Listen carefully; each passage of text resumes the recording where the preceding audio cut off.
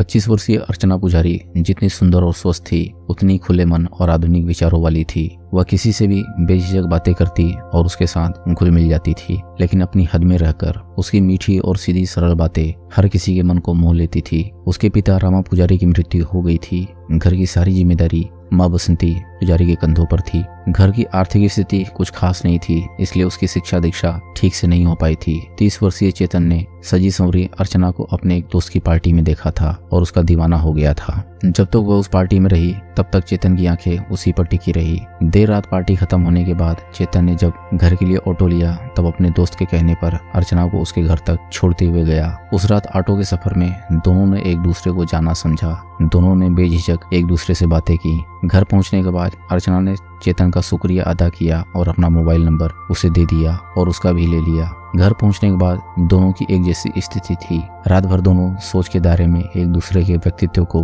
अपने अपने हिसाब से टटोलते रहे। दोनों की आंखों से नींद कोसों दूर थी। सारी रात उनकी आंखों के सामने एक दूसरे का चेहरा नाचता रहा, जिसका नतीजा यह हुआ कि वे दोनों जल्दी ही एक दूसरे के करीब आ गए। फोन पर लंबी लंबी बातों के मुलाकातों से शुरू हुई दोस्ती जल्दी ही प्यार में बदल गई और कुछ महीनों बाद दोनों ने शादी का निर्णय ले लिया। उनके इस निर्णय से अर्चना की मां को कोई ऐतराज नहीं था, लेकिन चेतन की मां को इस शादी से आपत्ति थी। वह गैर जाति की लड़की को अपनी बहू बनाने के पक्ष में नहीं थी, लेकिन चेतन की पसंद के कारण मां की एक न चली। 2013 के शुरुआती महीने में अर्चना बहू बनकर चेतन के घर आ गई। चेतन ने अपने कुछ रिश्तेदारों की उपस्थिति में अर्चना से लव मैरिज कर ली। लव मैरिज के बाद दोनों का सांसारिक जीवन हंसी खुशी शुरू तो जरूर हुआ, लेकिन कुछ ही दिनों के लिए शादी के बाद से ही अर्चना और चेतन की मां की किचकिच शुरू हो गई थी। चेतन अक्सर दोनों को समझा बुझाकर शांत कर देता था, लेकिन कब तक। आखिर उनके झगड़ों से परेशान होकर चेतन अपनी मां का घर छोड़कर अर्चना के साथ किराए के घर में आकर रहने लगा। किराए के घर में आने के बाद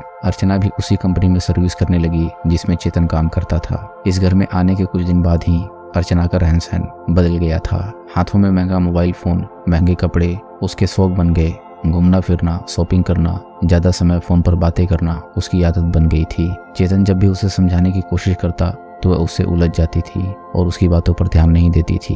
अर्चना की आए दिन की इन हरकतों से परेशान होकर चेतन को लगने लगा था कि जैसे वह अर्चना से शादी करके फंस गया है। अर्चना जैसी दिखती थी वैसी थी नहीं। ये सोच सोच कर उसका मानसिक संतुलन बिगड़ने लगा था, जिसे शांत करने के लिए वो दोस्तों के साथ शराब पीने लगा था। इससे उसके घर का माहौल और खराब होने लगा था। अर्चना का खुले विचारों का होना और कंपनी के लोगों से हिल मिल जाना आग में घी का काम कर रहा था, जो अर्चना के चरित्र को कटघरे में खड़ा कर रहा था। इसी सब को लेकर चेतन शराब के नशे में अर्चना के साथ अक्सर झगड़ा करता और मारपीट करने लगा था। इससे परेशान होकर अर्चना अपने मायके चली जाती थी और वहीं से काम पर कंपनी आती थी। ये दूरियां तब और बढ़ गई जब अर्चना अपनी शादी की सालगिरह के एक हफ्ते पहले चेतन से लड़कर अपनी माँ के पास चली गई और फिर वापस नहीं आई। इस बार चेतन ने अर्चना से माफी मांगकर उसे घर लौट आने के लिए कहा, लेकिन अर्चना ने उसे इग्नोर कर दिया। वो अपने मायके से लंबी दूरी तय करके कंपनी आती थी, लेकिन चेतन की लाख मिन्नतों के बाद भी उसके पास नहीं आई और न ही शादी की सालगिरह की बधाई का फोन उठाया। लाचार होकर चेतन ने अर्चना को शादी की सालगिरह का मैसेज भेजकर शुभकामनाएं दी, लेकिन उसका भी कोई जवाब नहीं आया। तो मजबूरन शादी की सालगिरह के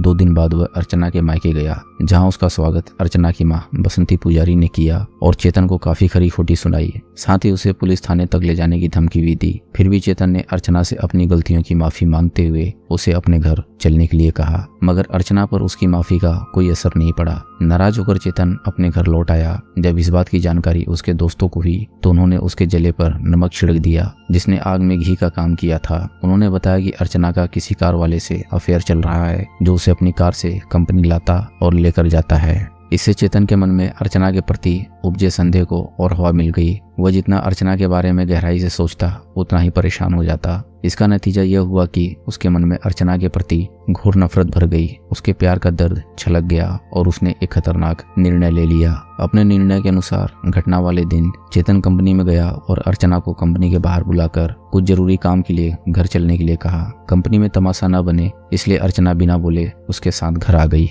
घर आने के बाद दोनों के बीच जोरदार झगड़ा हुआ तो पहले से ही तैयार चेतन ने अपनी जेब से ब्लेड निकालकर अर्चना के हाथों की कलाई काट दी। जब अर्चना चिल्लाई तो उसके गालों पर भी ब्लेड मारकर पास पड़े मोबाइल चार्जर से उसका गला घोंटकर उसे मौत के घाट उतार दिया। अर्चना की जीवन लीला खत्म करने के बाद अब उसके जीने का कोई मकसद नहीं बचा था। उसने अपने जीवन को भी खत्म करने का फैसला कर अपनी चाची को फोन कर सारी कहानी बताई। फिर साफ सफाई के लिए घर में रखी फिनाइल पीकर पुलिस थाने पहुंच गया। जांच अधिकारी और उनकी टीम ने चेतन से विस्तृत पूछताछ करने के बाद मामले को दर्ज करके चेतन को न्यायिक हिरासत में जेल भेज दिया। दोस्तों, अगर आपको कहानी पसंद आ रही हो तो वीडियो को लाइक करें और चैनल को सब्सक्राइब करें। हम ऐसी मजेदार कहानियां आपके लिए लाते रहेंगे।